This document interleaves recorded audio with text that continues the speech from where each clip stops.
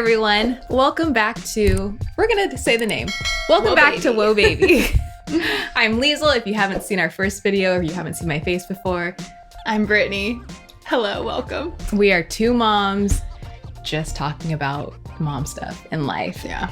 And today we are talking about mom / baby expectations versus reality. Yeah. There are a lot of things I think that even if you, I will say for me, I didn't, not that I didn't want to be a mom. It wasn't, I didn't have a vision of what it would look like other than like get pregnant, have a baby, do baby things, do mom things. Yeah. But I feel like in pregnancy, I watched a lot of videos just trying to prepare myself for pregnancy and birth and postpartum and just really everything that encompasses that. So I had a lot of expectations I didn't know I had until reality happened. And I was just like, oh, I didn't realize this is what I thought was going to happen. Yes. Often, I think not even just in motherhood, but in life, like you don't know you have an expectation until it's unmet. And then all of a sudden you're like, why am I devastated? Because I had an expectation that I didn't know about. And definitely motherhood has been one of those for me too. But I feel like this is something that all moms can relate to, because I think even though we might not vocalize our expectations, we do have them. They're generally about, I would say, like the same in a dream world. They're in the same categories. They look different for everyone, but we all have kind of similar expectations of like what our dream experience would look like. And when that doesn't happen and it's not even close, it's just like, oh, what do I do? Does anyone else deal with this? Because I feel like I'm drowning. Well, then you have Instagram, which is a highlight reel. Like I don't think anyone is, you know, ignoring that fact. Yeah. But it is one of those things when you're looking at other moms and you're like, I know that their baby cries too, but do they cry like this? As much? Yeah, exactly. Is their reality my reality? So. And after talking to other moms, this does happen a lot. We find that, you know, like, well, we're going to get into it, but we just want you to know you're not alone. These are our expectations and our realities. And hopefully these either make you laugh or maybe they'll make you cry. But hopefully you won't feel as alone and isolated in whatever you're going through. Or maybe there's something completely different than what you've experienced. But we all are going through our own individual struggles. And feel free, as we're sharing ours, like share your own expectation versus reality with us, because we want to know. We want to know.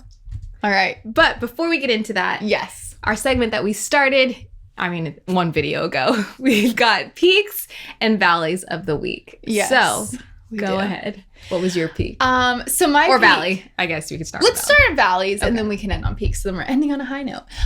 So my valley. Well, this last week, like everything's been going pretty good. Actually, I've been very, very pleased. I mean, sleeping. If you guys have, oh gosh, what is it? Not What to Expect. What's the app that tells you their leaps? Wonder Weeks. If anyone has the Wonder Weeks, if you don't have it, get it. Now, it's not the gospel. Like, it's not Bible. I'm not like, oh no, she's in a leap. Because there's actually she's only 6 months, so she's not gone through so many leaps. Yeah. But in some of them, it says she's in one and she's fine. And I'm like, great. But it is helpful for when you see their personality shift a little bit. Like, she generally is a very, like, by all accounts, what I think you would call like an easy baby. Yeah. And so when she gets really fussy and nothing's working, none of the usual things, then I'll open that app and I'll be like, oh, it says that you're either approaching or you're in the middle of this developmental leap. And that does help, because I'm like, it says 23 days left. So this isn't forever. Because sometimes it gets a little overwhelming. Like the dark cloud? Yeah, the dark cloud. I'm like, no. With the thunder. If you know, you know. If you're a mom and you haven't downloaded the Wonder Weeks app, pause our video. We'll forgive you. Go download it. It's great. It'll hopefully make things a little easier or change your life, or just give you a little more insight if you are struggling and you just don't know what's going on. Yeah, it really does help. But so this whole last week has been like pretty good, and she's been great. But there was one day, we're doing valleys first, right? Yes. And so there was one day she was fine. I was having a rough day.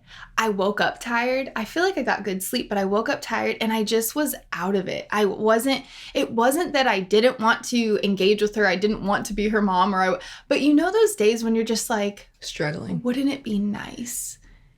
Not wouldn't it be nice if I didn't have my baby, because heck no, but it's like, wouldn't it be nice if I had like an hour to myself, you know?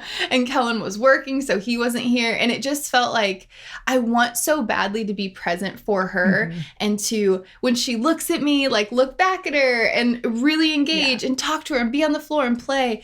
But man, there was just a day that it was a struggle. Like that's the most I can say. I was struggling. You just wanted to like... I feel like away. I needed or just be on the couch and just and that's the thing, is like you don't want to be away from your baby. You just want to be away maybe from like the responsibility of, you just want to be in yourself, like if that's possible. Yes, yeah, that's like a good way to say it. It's hard to explain, but yeah, it was just one of those days where I was like, I can't not do this, but I don't want to do this. You just don't want to be on. Yes, yeah, I didn't want to be on, and I had to be, and that was a struggle. That was a really big struggle. Yeah. So, what was your valley? It's funny that you said that, because mine doesn't have to deal with Zachariah. It has to deal with me too. Really? Yeah. I'm like, she was great. It was me. Mom had an off day. It's been a week where I just can't with any other responsibility other than taking care of Zach. I can't. I mean, I do the dishes and I do the laundry when it's necessary, but I feel like I just don't have the desire to catch up on it this week. Yeah, I get that. Haven't picked up the living room, so his toys are just everywhere. Usually, like, we'll do something where we, like, kind of push it to the side where they're just out of the way. But right now, they're just everywhere, and I just don't have it in me to pick anything up. I don't have it in me to do any extra housework other than, like, do we have clean towels? Okay, the let necessities. Me wash the towels. Yeah. And I just kind of feel like, not defeated. I just, for whatever reason, I'm just so in my head, and I think there's just so much that needs to be done that I'm just shutting down. You don't have the capacity to do it all, so you're like, we just need to take the day off because it's a lot. But I want to. So it's just like, it's just this inner struggle of, I really want to clean this up, and I really want to get this like somewhat organized or somewhat out of the way, because I can't stand looking at it, but I just don't have the energy to deal with it right now. It's just like, that's just my struggle for the week and my valley, because I see it, it bothers me, but I don't want to do anything about it. Yeah. I feel that so much. I really do. Like, I really do. So that's what's been hard. I just see it and I'm just like, it's driving me crazy, but I'm not going to do anything. You kind of weigh it. You're like, I'm really annoyed at it. But is it more painful to clean it up or to live with it? Today it's more painful to clean it up, so I'm going to live with it. Yeah. And that is, I don't think there's any shame in that. I mean, obviously you don't want to turn into like a hoarder or like have everything be a mess all the time. Just nobody show up unannounced. Yeah. Don't come to our house unless you like, send a text first. ETA 20 minutes. I'm like, quick, everyone, let's do it. But yeah, I feel that so much. What was your peak? My peak, a peak. A peak. Well, last week in our intro video, you said you were having a great week. Zachariah was like a dream. Are we still on the dream train? We're still on the dream train. Is this real wood? Choo-choo. Knock on wood. It's been a great week and a half, maybe almost 2 weeks. But I would say the peak, I'm gonna stick with me again. Stick with you, girl. Stick with you. I took the car seat out yesterday because I went to get my hair done. Which looks great, by the way. Thanks. We're working with it. I usually don't go this dark. Not that you guys care, or maybe you do, but I'm feeling it out. I'm getting used to this. So I took the car seat out because right now we just have the one car seat, convertible car seat. And so if I leave, it's usually in my car. So I try and leave it for Ian. So that way, if he needs to go anywhere or wants to go anywhere, he's not stranded. So I took it out, and then I went to the store last night and it was still in the garage. And I was just like, it's been 2 years. This has lived in Ian's car for 2 years. Now it's lived in my car. He's taken it out, put it back in, taken it out, put it back in. Can I do this myself? Do I need him? Do I need a man right now to help me? You're like, I'm a strong, independent woman. I can do this. I did it. And I was very proud of myself. I like made sure it was in there and it wasn't going to like move all around. But That's very good proud for because you. the convertible car seats are so much harder to. You're not there yet. I'm not there yet. I need one, but I'm not there yet. They're so much harder. We're still in the infant one. Which is great. She fits in it. She hates it, but at the same time, I'm like, I don't have to get a new one right now, so I'm not going to. Both of our babies hate the car seat. So. Yeah, it doesn't matter. Yeah, she's getting better, but whatever. Anyways, please. But the convertible car seat's annoying and hard. You gotta if you have one, you gotta fish it in, fish the cart, the stroller, the seatbelt in and lock it in, and it's just a whole situation. But I put it in. I was very proud of myself. So that's a peak for me because I can't clean this week, but I had. Was it simple enough to where you easily would just want to do it over and over? Or if Ian was available, would you be like, you go for it? You can, but is it easy enough and simple enough to where you're like, I would say prior to yesterday, last night, I would 100% have him put it in and take it out every time. But now I could do it, and it didn't take me that long. So you're I can if I need to. I don't need him for this. For this. Asterisk. For this. But I need you in a lot of other areas. Yeah. I figured it out, and I was very proud of myself. So that's my peak. Good job. My peak. Yeah, I haven't tried to put, real talk, I haven't. Because Kellen, and it's not like, do it. It's just, he just jumps to do it, And so when it came to, in New York and here in California, when it was like, time to the base of the car seat. Obviously, I can put the car seat and lock it into the base. But the base, which is not hard either. I've watched him do it. But I was just thinking, I haven't done that yet. Does yours just hook into those, little clips? It hooks into the clips, and then the seatbelt goes over the base somehow. Then it has this leg that stabilizes it and goes to the floor. It's kind of a contraption. The thing I will say is that the base is so heavy. The car seat base of ours is so heavy. Because we thought about, did we? Oh, no, we checked it. Because I'm like, when we moved from New York to here, what did we do with that? But it was very heavy. We didn't carry it on the plane with us or anything. Oh. It was that heavy. We were like, we're not dealing with this. But anyway. Yeah. All that being said, my peak of the week, which I have you to thank in big part, I have not made my own baby food yet because I want to. I have the desire to. That might be an expectation versus reality, actually, when we jump into it. I expected to make all my own food. But it just seemed kind of like you said, I feel like with the toys, you can do it. Yeah. You know what it takes to do it, but you're like, I'm just tired. I just don't want to do that right now. And so I think every time I had a moment to do that, I think I always thought it was a much bigger project to make the food, even though it's steaming and boiling vegetables and pureeing fruit and stuff. But I think I was just like, I can't do it. It's just, that's much more. And then you said, just do it. Just do it. Just go for it. And so I did. So easy, by the way. 20 minutes tops. And I have a batch of food for the week. And she loves it. And then I felt like a great mom because I was like, not because I'm giving her, this is no shaming to people who buy their food. Because trust me, we got tons of store-bought baby food in the fridge. Trust me.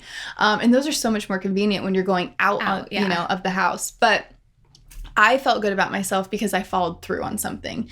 And since becoming a mom, it is harder for me to, we were talking earlier today, before we started this episode, that we have all these desires of DIY projects and this and that, but it's just not reality for us to tackle these things, at least in a timely fashion. No, yeah. So I was just proud of myself that oh my gosh, I had a desire to do something. I did it.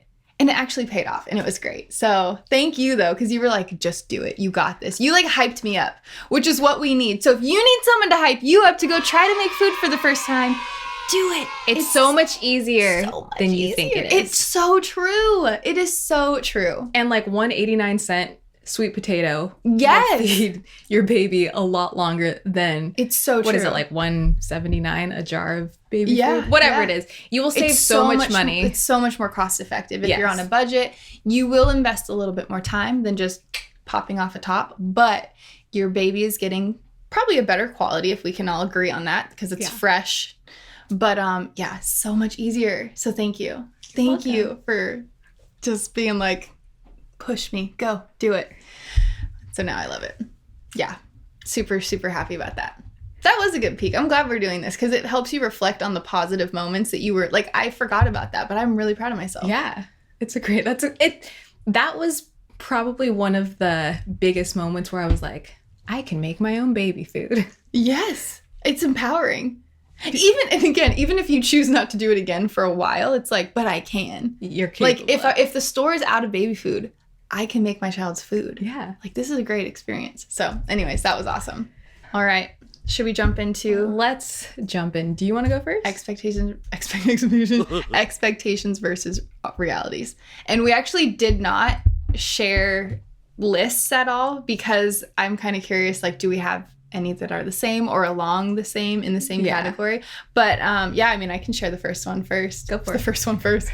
My first one, I expected to be exhausted when I had her. I expected that. I've heard people who are like, I didn't know I was going to be so tired. I know I get tired. So I was expecting to be tired. Reality, I had no freaking idea how exhausted I was going to be. This sounds dramatic. I do not care because this is my experience. I felt a few nights and a few moments like I might die. And I know that sounds dramatic. I was so tired that my brain felt like it hurt. Mm-hmm. My brain felt like it was not working.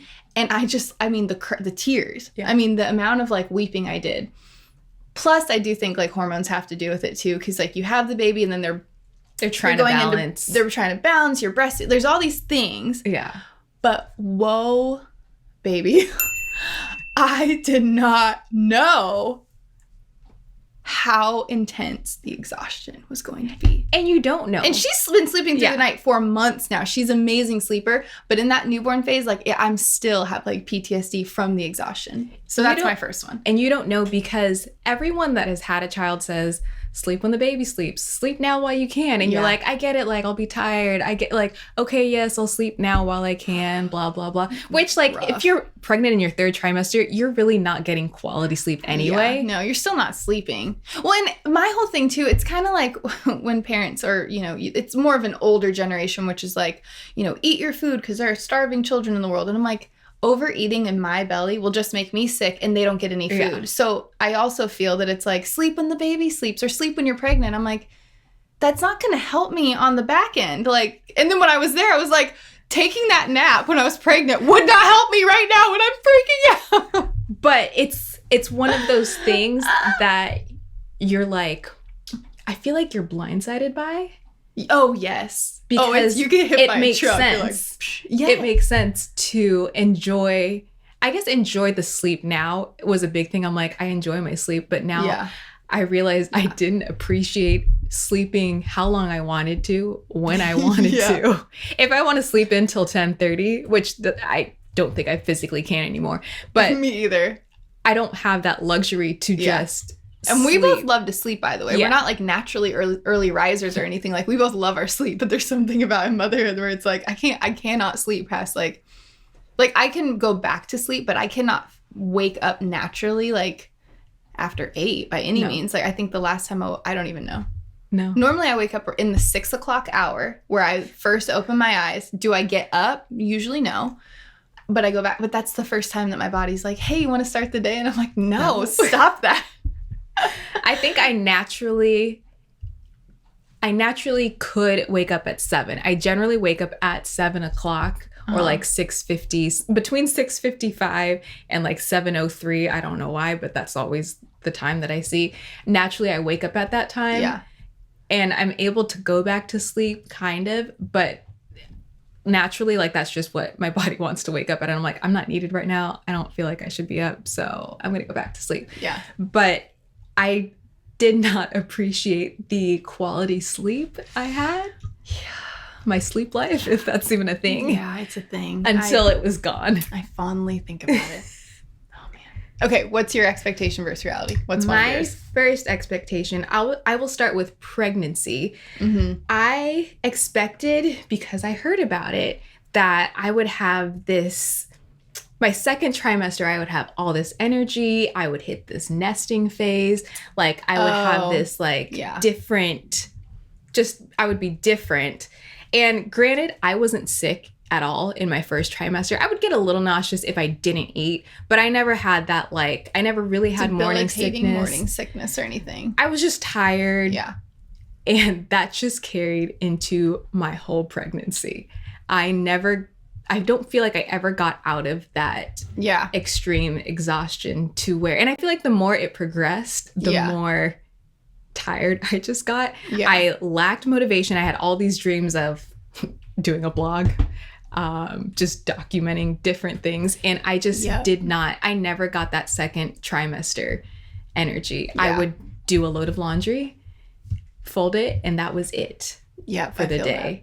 I didn't cook nearly as often as I wanted to. If I did cook, that was it. I wasn't doing laundry. I wasn't doing anything else. It was just like, I'm making this one meal and that's my activity for the day. I am going grocery shopping. I'm going to pass out for 3 hours. It was just one activity. You physically can feel the baby taking everything from you. Yeah. And you're happy to do it, but you're like, I can't do anything else. No. And I was just so frustrated because I heard of this second trimester, like, rejuvenation that never came. Ooh, that is a real one too. I was upset because I wanted to be that pregnant mom. I wanted to like have energy, be cute, dress, whatever. And it didn't happen. Do the projects. Yeah. It before the baby comes. Didn't happen. Oh man, I feel that. My second one, and this, I think we are going to do a whole video dedicated to this next week. But breastfeeding. I feel like that's probably a common one. Like, I had expectations, or maybe some sort of expectation with breastfeeding that I had an expectation of what it was going to be like, and the reality was not anywhere near. I feel like that's most women. And that's what I'm saying. I feel like that's most women. But man, it's an emotional thing. I wasn't expecting. Look, I guess maybe this is the thing. I wasn't expecting breastfeeding to be as emotional as it actually was. Yeah. And the things I felt like I was prepared for, which again, I'm going to wait because we're going to do a whole video about breastfeeding and our journeys. But yeah, it was just, I was like, oh, this is what's going to happen. Or these are the struggles that I read about and that people talk about. I'm prepared for these. I wasn't prepared for the struggles I faced because they weren't these ones. Mm-hmm. Like I was caught off guard. So yeah, we'll go into that more in depth. But breastfeeding, I expected one thing and got a whole nother thing. Not fun. We'll get there. Yeah. For my second one, I expected to have a cute Pinterest, Instagram-worthy nursery. That's totally one of mine. I was wondering if any would overlap, and that's 100% one of mine. But go ahead. Like, this is my baby sanctuary. This is where I'm going to be nursing in this cozy chair. This environment. With this mobile. Angels are just going to descend from heaven and sing to his us. name here. Like a big stuffed animal here, like in the crib, even though that's not safe sleep. But like, I'll make his crib, even though he's not sleeping in it for months. Here with the matching, like, neutral cabinets and storage and this cute changing station. And a super organized closet. And 2 years later, nope. We've lived in 4 different places since he was born. So I want to say that has something to do with it. It does. That's on my thing too. But also we've been in the same place now for 9 months and we still have boxes that aren't unpacked. Yeah. But I think I just had this expectation of, now when we first had him, we were in a 1-bedroom with a loft, but he had like this like space that we had created for him in our dining room because we didn't use it. But now, like, looking back, that wouldn't have worked, which thankfully, like, we had moved and all this, but it was just, I had this expectation of taking cute photos and just, even if I didn't take the photos, like, at least being in like this cute, bright nursery. Yeah, a space that was intentional rather than like, we just kind of threw some stuff in a room, like a curated nursery. Yeah. And the only thing that's been constant is that we have these little music decals that we put up. They're so cute.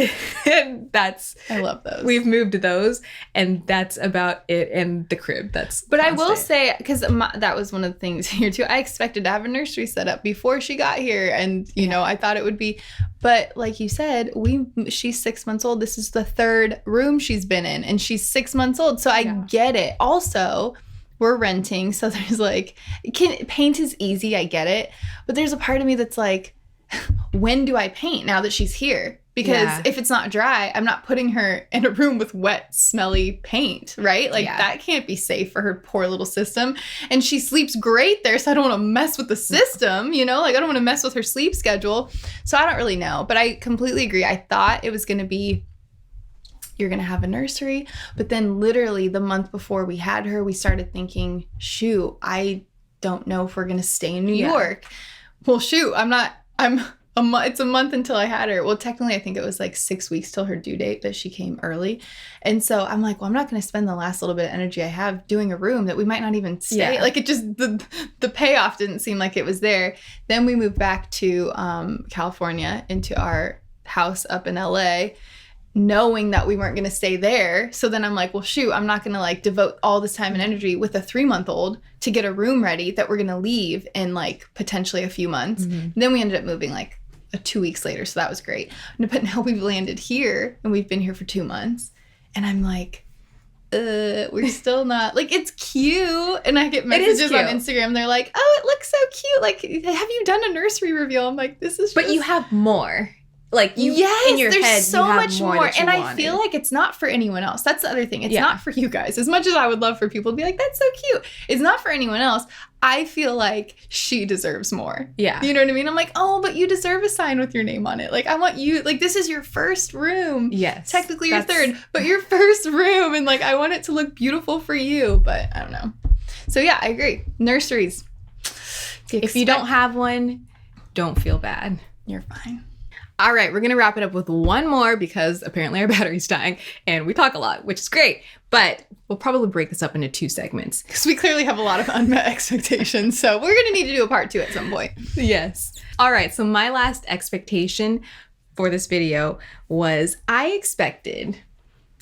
Okay, so if you don't know, which I'm sure a lot of you don't know, we lived in their house while they were living in New York for a period of time, and they lived right by the beach. So I expected to be taking my newborn on walks on the beach, like go to the beach and watch the sunset. Yeah. Like every day, go on a walk to the beach, watch the waves. Right there. You can see it out the window. Why not? Lots of walks. I thought I would walk off the baby weight. You know, me and my cute stroller, nice, brand new, on mine too. Very expensive stroller. We didn't pay for it. Thank you, Ellen DeGeneres.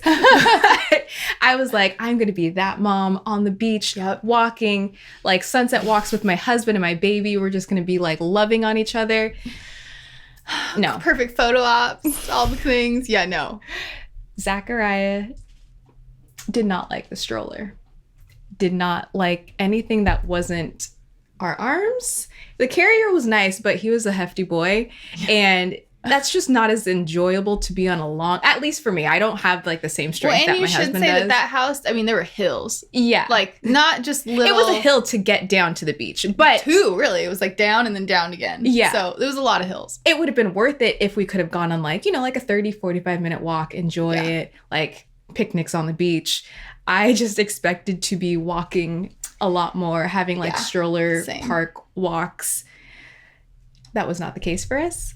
And I was just kind of like, what baby doesn't like to be in a stroller? Doesn't like to go on walks, like pass out in the stroller. And so like we're having like adult time to talk to each other and like be like, oh, we love her. Ashley's the same way.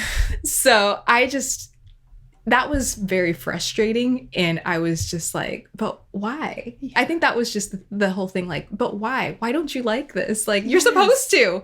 I see babies all the time, like in their little bassinet, like on their walks. Newborn moms with their babies, like, oh, we're on a walk in the morning. No, that didn't happen for Ashton us. was the same way. And we were in New York and it was still blizzarding. So I expected to go on walks as well. Yeah. Only to wake up to snow. And I tried one day to push the stroller through snow. And that was the last day I pushed the stroller through snow. I'm like, it's not worth it. Yeah. It was that. So if you're not going on walks, like, don't feel like you're alone. Don't feel like it's just you and your baby. It happened to us. And I think we're not doing that very often. He likes the stroller now way more than he did back then. But it was just an expectation I had to like be like, me with my stroller and my baby. Same. Yeah. Let me put on a cute walking outfit. No, it didn't happen. It's not a regular occurrence. Yeah. Oh, Oh, Man. Well, we're going to end on a positive note, but I do think we need to do a part 2 because we like have so many more that we were thinking of. So we'll come back for part 2. And I believe next week, our video, we're going to dive into breastfeeding, which can be a very emotional topic, but it needs to be talked about because I feel like people don't talk about it enough. But I looked up an inspirational mom quote, and that's how we're going to end today. So hopefully this will be uplifting for you. Okay. Emotional, yet the rock. Tired, but keeps going. Worried, but full of hope. Impatient, yet patient. Overwhelmed, but never quits. Amazing, even though doubted. Wonderful, even in chaos. Life changer every single day. That's a mom. That's a mom. That's great. All right. Thank you guys for joining us. We love you. And all the things, like, comment, subscribe. Yes. We'll see you next friends. week talking about breastfeeding. I might cry. Bye.